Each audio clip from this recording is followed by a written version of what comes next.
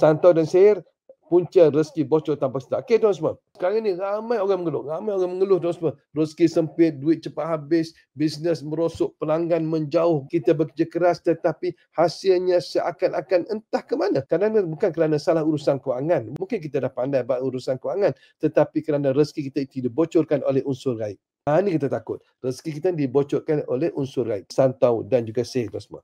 Okey, kalau kita faham hakikat rezeki ni tuan semua dan ketentuannya adalah daripada Allah Taala. A'udzubillahi minasyaitanirrajim.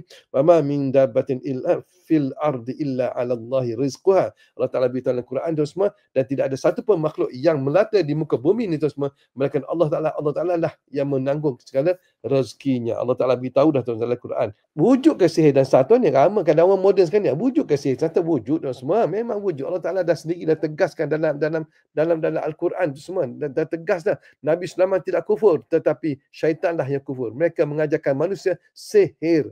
Bila tuan semua? Dalam surah apa dah? Surah Al-Baqarah ayat 102. Boleh buka tuan semua. Bagaimana sihir dan santau itu boleh membocorkan rezeki. Okay? Kadang-kadang bisnes kita buat bisnes. Bisnes kita cantik tuan semua. Tiba-tiba, boom, jatuh.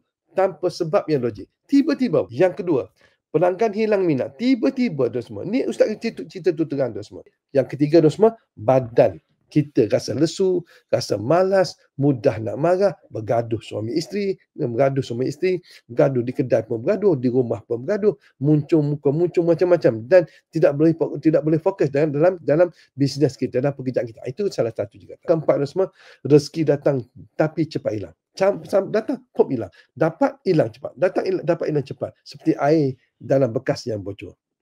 Okay, yang kelima, sering bermimpi pelik-pelik. Seperti dipatuk ular, dikejar binatang buas, ataupun makan benda-benda kotor, ataupun digigit oleh lipan, disengat oleh lipan, disengat oleh kalajengking. Itu datang berlaku dengan. Yang keenam tu semua, kerap bergaduh suami isteri. Rumah jadi sempit walaupun rumah besar, kerap bergaduh. Isteri kita bekerja kerajaan atau bekerja dengan orang, kita ada kedai, balik bergaduh.